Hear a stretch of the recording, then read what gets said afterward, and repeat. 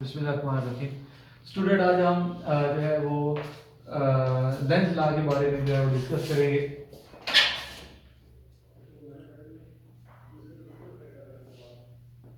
Lenz law of electromagnetic induction. तो इसमें बेटा जो हमने लास्ट लेक्चर डिस्कस किया था Faraday law of electromagnetic induction, उसमें एक आपके पास फार्मूला था EMF is equal to minus N delta phi over delta T. ये Faraday law of electromagnetic induction में ये आपने जो है वो फार्मूला जो है इसके बारे में आपने इसको एक्सप्लेन किया था। तो उसमें हमने ये कहा था कि जो नेगेटिव की साइन है ये हम जो है वो लेंस लॉ के जो है जब उसको हम डिस्कस करेंगे उसमें जाके समझेंगे कि ये नेगेटिव साइन जो है आती क्यों है और हमें ये क्या इन्फॉर्मेशन देती है। इसके अलावा इसका जो पहला फार्मूला था एसटीसी टॉपिक का और वो था मोशनल ईएमएफ, तो उसमें भी क्या रिलेशन आया था minus V B L sine R theta. तो यहाँ पे भी क्या आ रहा था, ये नेगेटिव आ रहा था। तो आज इसी नेगेटिव को हमने डिस्कस करना है लेंस लॉ में कि ये नेगेटिव जो है वो क्यों आता है और ये किस तरह से जो है हम इसको जो है वो अंडरस्टैंड कर पाएंगे। तो लेंस लॉ ये एक बेसिकली लॉ है ऑफ इलेक्ट्रोमैग्नेटिक इंडक्शन का और ये कहता है कि the direction of induce current. Student आपने ये जो स्टेटमेंट है आपने एज इट इसको याद रखना है और इसके जो है वो कह लें जितने भी की पॉइंट्स हैं उनको आपने समझना है कि जो डायरेक्शन ऑफ इंड्यूस करंट होगी वो क्या होगी, is always such as to oppose the cause. वो अपनी काज को क्या करेगी, अपोज करेगी जो उसको प्रोड्यूस करेगा। मैंने पिछले लेक्चर में भी आपको एक जो है वो मिसाल दी थी, एक एग्जांपल दी थी कि जिस तरह से एक पेरेंट्स अपने बच्चे को जो है वो उसको पालते हैं, उसको फीड करते हैं, लेकिन बच्चा वही बड़ा हो के अगर वो जो है ना नाफरमानदार हो जाए अपने जो है वो वालिदैन का, तो ये तकरीबन उसी से जो है ना आप इसको उसी मिसाल से आप इसको समझ रहे हैं कि जिस तरह एक बच्चा बड़ा हो गए खुदा ना खास्ता जो है अपने पेरेंट्स का जो है वो हुक्म नहीं मानता और उनकी नाफरमानी करता है, इसी तरह से ये बिल्कुल उसी तरह से ये यहाँ पे भी कोई चीज़ है, उसको आप रिलेट करके समझना है क्योंकि ये थोड़ा सा इसको समझना बड़ा मुश्किल होता है स्टेटमेंट को। तो the direction of induce current, अब इंड्यूस करंट होता कैसे है, देखिए इंड्यूस करंट आपने याद रखना है कैसे पैदा होता है कि अगर आपके पास मैग्नेटिक फ्लक्स चेंज हो, दोबारा से जो है कुछ बातें यहाँ पे डिस्कस कर लेते हैं।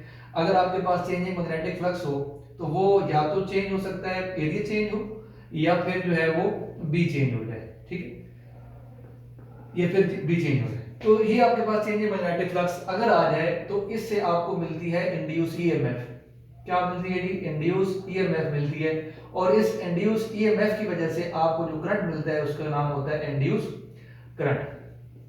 तो ये एक मेन इसका बेसिक जो है फिनोमेना आपने याद रखना है कि जहां पे फ्लक्स चेंज होगा वहां पे ईएमएफ इंड्यूस होगी और अगर आपके पास वो सर्किट कंप्लीट है और अगर आपके पास वो क्लोज सर्किट है तो साथ साथ आपको क्या मिलेगा, इंड्यूस करंट मिलेगा। अब इस इंड्यूस करंट की वजह कौन बन रहा है, ये changing magnetic flux.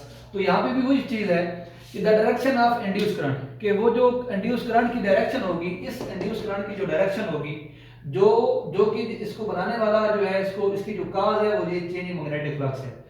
The direction of induce current, उस इंड्यूस करंट की जो डायरेक्शन होगी वो ऑलवेज करेगी सच एज टू अपोज, वो हमेशा अपोज करेगी किसको, अपनी काज को। द काज, उस काज को अपोज करेगा विच प्रोड्यूस इट, जो इसको बनाता है, मतलब वो इस चेंजिंग ऑफ मैग्नेटिक फ्लक्स को क्या करेगा, अपोज करेगा। किस तरह से अपोज करेगा, आज हमने वही इसको अंडरस्टैंड करना है और ये सारी की सारी थ्योरी है। आपसे ये मैं रिक्वेस्ट करूंगा कि आपने इसको जो है वो अच्छी तरह से अंडरस्टैंड करना है और उसके बाद अपनी बुक पे जो है उसकी जो थ्योरी है उसको आपने रीड कर लेना है। और इसके साथ साथ आपको ये भी एडवाइस करूंगा कि आप इसकी एनिमेटेड वीडियो जो है वो यूट्यूब पे अवेलेबल है, वो भी आप देखिएगा कि उसमें आप जब वीडियो देखेंगे तो आपको ये बात क्लियर हो जाएगी कि ये किस तरह से अपोज करते हैं। तो चलते हैं जी यहाँ पे इसको समझते हैं किस तरह से। देखिए एक और बात भी सुन लें कि याद रखिए करंट वहां पे पैदा होता है जहां पे सर्किट क्या हो, क्लोज हो। अगर सर्किट ओपन हो तो वो करंट पैदा नहीं करता, अलबत्ता ईएमएफ इंड्यूस हो सकती है। तो ये एमसीक्यू भी आ चुका है कि लेंस लॉ किस सर्किट के ऊपर अप्लाई होता है, क्लोज सर्किट के ऊपर या ओपन सर्किट के ऊपर। तो याद रखना है क्लोज सर्किट के ऊपर। क्यों, क्योंकि जहां पे सर्किट क्लोज होगा वहां पे क्या होगा, इंड्यूस करंट होगा। मसलन किस तरह से, ये देखिए ये आपके पास एक रिंग है और एक ये आपके पास रिंग है। अब ये जो रिंग है ये क्लोज है, तो इसमें ईएमएफ बनेगी और साथ साथ इंड्यूस करंट भी मिलेगा। लेकिन ये रिंग क्या है, यहाँ पे ये ओपन है, यहाँ पे ईएमएफ तो बन सकती है लेकिन आपके पास करंट जो है वो इंड्यूस नहीं होगा। याद रखें करंट हमेशा क्लोज सर्किट के ऊपर आता है।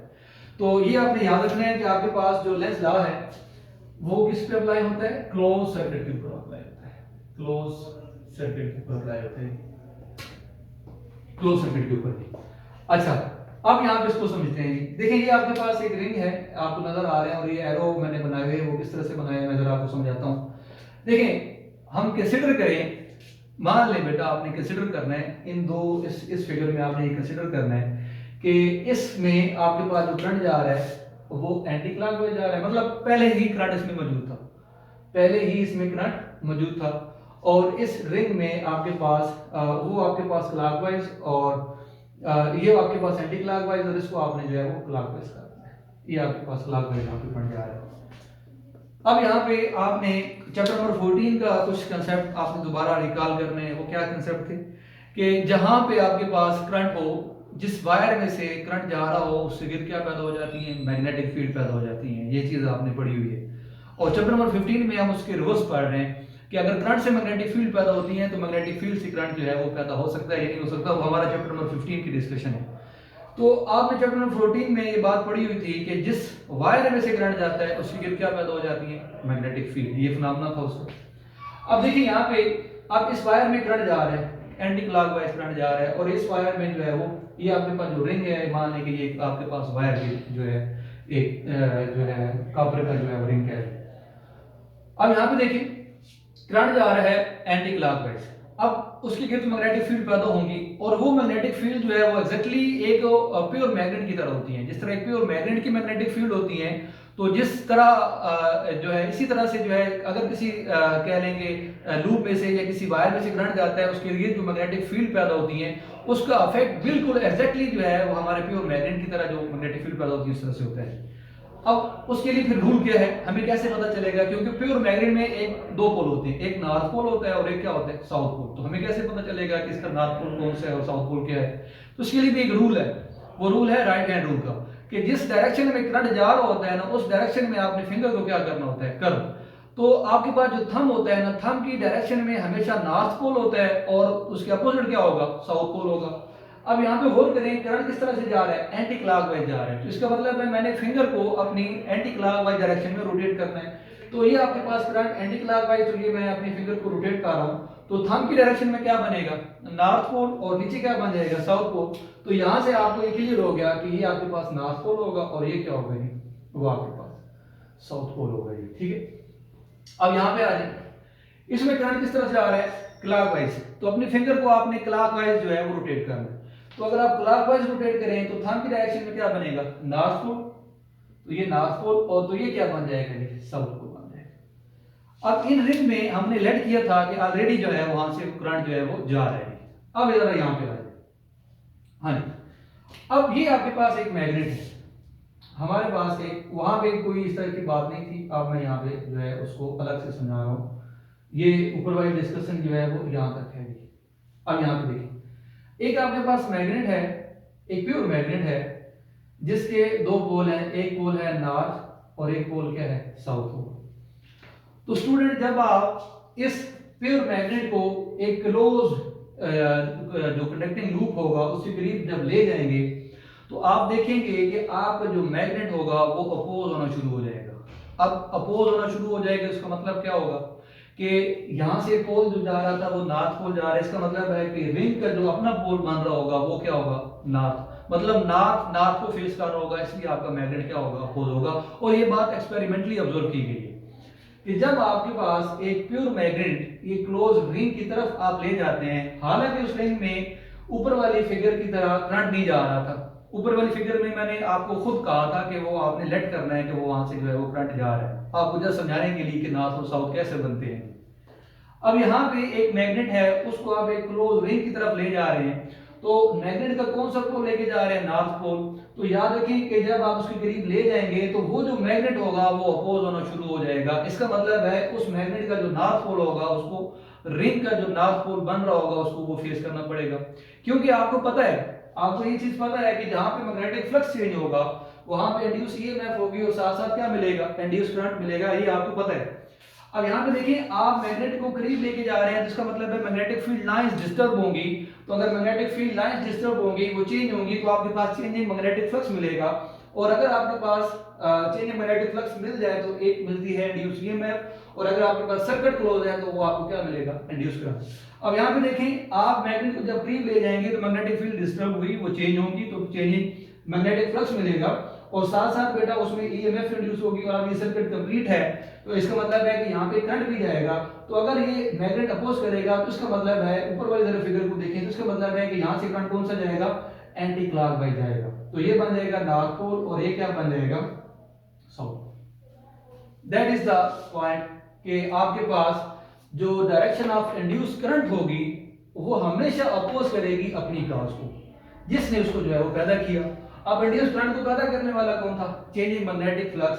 तो चेंजिंग मैग्नेटिक फ्लक्स का मतलब है कि आपके पास यहाँ पे जो बनेगा करंट की वजह से जो नॉर्थ और साउथ बनेगा, तो वो मैग्नेट का जो नॉर्थ होगा उसको क्या करेगा, अपोज करेगा, और वो मैग्नेट जो है बेटा उसकी स्पीड जो है वो स्लो हो जाएगी। ये ठीक है, ये अलग बात है कि आपको पता है कि F is equal to W, W is equal to क्या होता है mg, तो मैग्नेट का वेट होगा वो रिंग से पास तो कर जाएगा, लेकिन बड़ा स्लोली स्लोली जो है वो पास करेगा, बड़ा आहिस्ता आहिस्ता वो पास करेगा।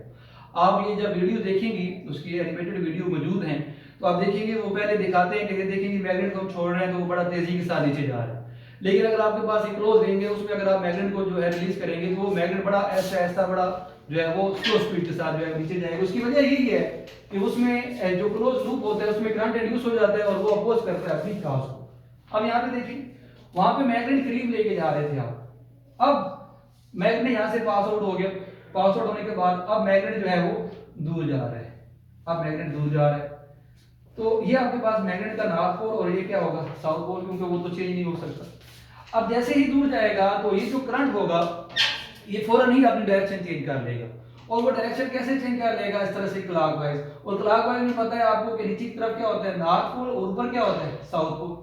अब नॉर्थ साउथ को दूर नहीं जाने देगा, तो ये एवरी टाइम कह लें जो है बेटा एट एवरी पॉइंट पे जो है ये उसको अपोज करेगा, लेकिन करीब आने नहीं दे रहा, नॉर्थ नॉर्थ को रिपल कर रहा है, दूर जाने नहीं दे रहा, नॉर्थ या साउथ को टेक कर रहा है।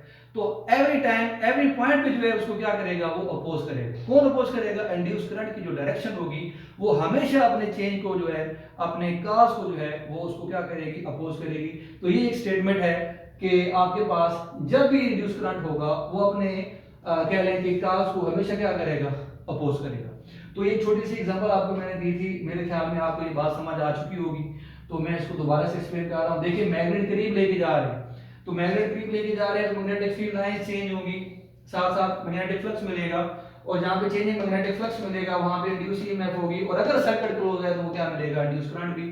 तो ये सर्किट क्लोज है तो वो मैग्नेट जब करीब ले जाएंगे तो आप देखिए कि मैग्नेट की स्पीड बिल्कुल स्लो हो जाएगी, वो स्लोली स्लोली जो है वो क्या है, इसका मतलब है उसको कोई ना कोई चीज अपोज कर रही है। और आपको ये बात क्लियर है कि मैग्नेट का नॉर्थ को लेके जा रहे हैं, इसका मतलब है नॉर्थ नॉर्थ को अपोज कर रहा है, और अगर नॉर्थ नॉर्थ को अपोज करे तो इसका मतलब है करंट जो है वो यहाँ से एंटी क्लॉकवाइज डायरेक्शन में जा रहा है। जिस तरह ऊपर से मैंने आपको ये बात सारी समझा दी थी, तो एंटी क्लॉकवाइज डायरेक्शन तो ये नॉर्थ नॉर्थ को अपोज कर रहा है। जैसे कि मैग्नेट जो है इसमें से पास आउट होगा तो दूर जाने लगेगा, तो यहाँ से फौरन ही करंट की डायरेक्शन चेंज हो जाएगी, क्योंकि उसने एवरी टाइम जो है इसको क्या करना है, अपोज करना है, तो वो अगेन चेंज हो जाएगी। यहाँ से करंट एंटी क्लॉकवाइज, तो फिर करंट कैसे जाएगा, क्लॉकवाइज।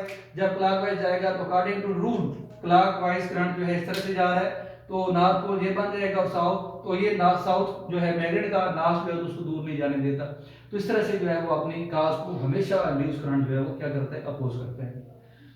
उसके बाद जो कह लें कि नेक्स्ट एक स्टेटमेंट है कि लेंथ लॉ जो है ये किसके अकॉर्डिंग से है, तो लेंथ लॉ हमेशा law of conservation of energy के अकॉर्डिंग से। ये एमसीक्यू भी आ चुका है, याद रखें, ये भी एमसीक्यू आ चुका है कि लेंथ लॉ जो है वो उसकी स्टेटमेंट क्या है, इस स्टेटमेंट के हवाले से भी आ चुका है। और स्टेटमेंट में सबसे ज्यादा चीज जो है वो इंड्यूस करंट के बारे में पूछा जाता है। इंड्यूस ईएमएफ भी वहां पे ऑप्शन होगी, इंड्यूस करंट भी होगा, तो आपने इंड्यूस करंट के ऊपर जो है वो टिक लगाना है। और दूसरे ये भी है कि क्लोज सर्किट के ऊपर लेंथ लॉ अप्लाई होता है। तो तीसरी चीज पे आ जाए कि आपके पास law of conservation of energy के वो अकॉर्डिंग किस तरह से। देखिए जी, एक छोटी सी यहाँ पे एग्जांपल डिस्कस की गई है आपके बुक पे भी, उसको भी आप जरा रीड कर लीजिएगा कि ये आपके पास कह रहे हैं कि एक करंट कैरिंग जो है वो कॉइल थी। अच्छा, उसको एक कंडक्टर है आपके पास, उसको आप मूव करवा के जा रहे हैं, आप उसको जो है यहाँ से पकड़ के इस तरफ जो है वो लेके जा रही है, इस डायरेक्शन में मूव करवा के लेके जा रहे हैं सारा। अच्छा जी, अब आपको पता है कि जब इसको आप मैग्नेटिक फील्ड में से मूव करवाएंगे तो आपको चेंजिंग मैग्नेटिक फ्लक्स मिलेगा, और जहां पे चेंजिंग मैग्नेटिक फ्लक्स मिलेगा वहां पे इंड्यूस ईएमएफ पैदा होगी। तो इंड्यूस ईएमएफ के साथ साथ अगर सर्किट को कंप्लीट कर दें तो वो इंड्यूस करंट भी पैदा करेगा। अब देखिए जी, सर्किट को यहाँ से जो है हम कंप्लीट कर लेते हैं, ये आपके पास किलोमीटर है, ठीक है। आप इसको जो है वो मूव करवा के जा रहे हैं। अब देखिए, आप इस डायरेक्शन में जा रहे हैं, आपका जो फोर्स लग रही है मसल की वो इस डायरेक्शन में लग रही है, और magnetic field into the page ये आपके पास शुरू हो गया। अब अगर आपके पास जब जैसे ही आप मूव करवाएंगे तो चार्जेस की सेपरेशन हो जाएगी, ये आपको क्लियर है कि positive charge according to right hand rule upper direction में डिफ्लेक्ट हो जाएंगे, और नेगेटिव चार्ज जो है वो according to left hand rule वो डाउनवर्ड डायरेक्शन में डिफ्लेक्ट हो जाएगी। तो अगर चार्जेस की डिफ्लेक्शन आ गई, इसका मतलब है वहां पे ईएमएफ प्रोड्यूस हो गई, और फिर जो है वो करंट भी जो है वो फ्लो करना शुरू कर देगा, जिसका नाम होता है इंड्यूस करंट। तो ये इंड्यूस करंट जो है डायरेक्शन में पॉजिटिव से नेगेटिव जो है फ्लो करेगा, और गैल्वेनोमीटर में जो है वो डिफ्लेक्शन भी शो हो जाएगी। अब आप उधर जा रहे हैं, आप लेफ्ट से राइट उसको फोर्स लगा रहे हैं, तो ये किस तरह से स्टेटमेंट आपको समझ में आएगी according to with the law of conservation of energy, जो मैंने नीचे लिखी हुई है वो किस तरह से जरा देखिए। अब देखिए बेटा, अब आपको पता है ये आपकी फोर्स लग रही है, अब करंट जो है वो अवर डायरेक्शन में जा रहा है, अवर से मुराद ये है कि वो पॉजिटिव से नेगेटिव, इस तरह से ये करंट की डायरेक्शन है, यहाँ से होता हो और फिर ये आपके पास जो है वो करंट की डायरेक्शन है।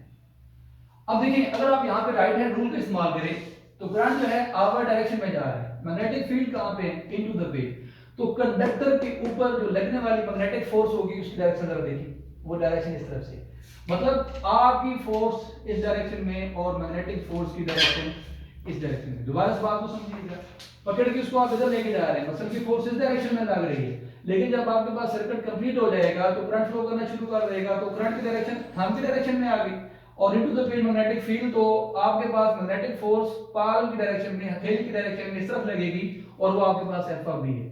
अब ये एफ और एफ ऑफ बी की डायरेक्शन क्या है, आपस में मुखालिफ सिमत में है, तो जाहिर बात है वो उसको क्या करेगा, अपोज करेगा। आप मूव करवा रहे हैं, ये इस तरह से है कि अगर ये मान लें कि एफ ऑफ बी की डायरेक्शन भी आपकी अप्लाइड फोर्स की डायरेक्शन में होती, तो फिर क्या होता, तो फिर तो बड़ा काम आसान था, हमारे पास ऐसी ऐसी मशीनें आ जाती जिसको एक दफा स्टार्ट करते और वो सारी जिंदगी स्टार्ट होती रहती, तो फिर हमें उसको दोबारा एनर्जी देने की जरूरत नहीं थी, हमें वापटा का इंतजार ही ना करना पड़ता, उसको सलाम करते, उसको कहते हैं जनाब अपने घर जाओ, अब हमारा जो है वो काम चल रहा है। लेकिन ऐसा नहीं है, तो याद रखें ये कानून भी है, नेचर का कानून है कि energy always remain conserved, it never be created nor be destroyed, but it convert from one form to another form. तो यहाँ पे भी वही सिचुएशन है कि अगर आप इसको इधर मूव करवाएंगे तो मैग्नेटिक फोर्स की जो डायरेक्शन जो होगी वो इस डायरेक्शन में लगेगी, जो उसको अपोज करेगी, और जैसे ही फिर आप उसको स्विच ऑफ करेंगे तो ऑटोमेटिकली वो मशीन जो है वो रुक जाएगी, क्योंकि उसकी डायरेक्शन क्या होगी, आपस में अपोजिट होगी। तो ये एक एमसीक्यू भी है, इसको आपने याद रखना है, इसको आपने एक्सप्लेन भी करना है बल्कि कि Lenz law is the according with the law of conservation of energy, और ये वेरी इंपॉर्टेंट एमसीक्यू है, इसको आपने जो है वो याद रखना है। तो बेटा इसको आपने अच्छी तरह से रीड करना है, अच्छी तरह से समझना है, और ये थोड़ा सा कॉम्प्लिकेटेड जरूर है लेकिन है ये आसान। तो मैंने आपको बिल्कुल समझा दी है, तो मेरे ख्याल में जो है कोई ऐसा पॉइंट नहीं रह गया होगा जो आपको समझ में ना आया हो। तो इंशाल्लाह नेक्स्ट लेक्चर में मिलते हैं। Thank you.